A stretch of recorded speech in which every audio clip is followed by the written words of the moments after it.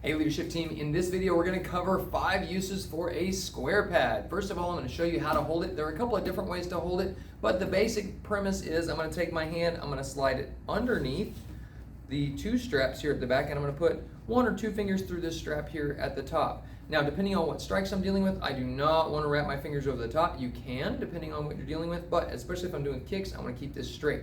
What I like to do is use the back of my fingers to pull here on the strap, and then the base of my palm here to push into the pad, and that keeps it on my hand so it doesn't just go flying off when I swing it around. I also like to take my thumb and grab that last loop on there to give me some rotational stability there in my pad holding.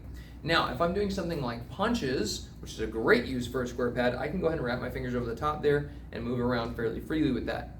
So, for instance, if I want to work on Mr. Jackson's jab, okay, so Mr. Jackson can go ahead and get into fighting stance here. I can take this pad and hold it. Now, important things. If I hold it directly in front of my face and he hits it, it's going to come back and find my face, ow, like that. So I don't want that to happen. So instead, I want to hold it just to the side. This gives me the opportunity to see his body and also make sure I don't get hit. Okay? Excellent. Now, if I'm dealing with somebody who's a lot bigger, faster, or stronger than I am, it's a great idea to go ahead and take my hand and put it here on the back of the pad to give some resistance.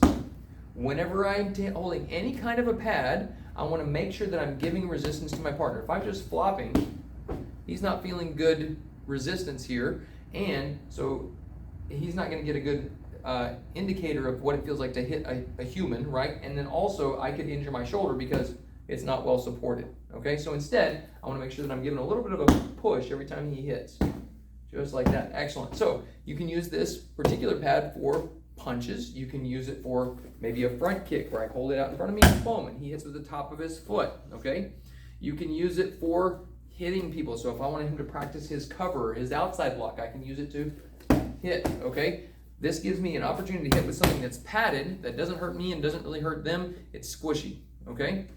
So we've gone through punches, kicks, and striking and blocking here. One other great use for one of these pads is this, duck, okay? So we can use it for games, we can use it for helping people to work on their dodging skills and things like that. We can also use it just as a place marker. A lot of times I will pick them up and use them as a place marker or say, hey, I want you guys to run to that pad or go pick up that pad or something like that. It's just a nice versatile tool that you can use for a lot of different things.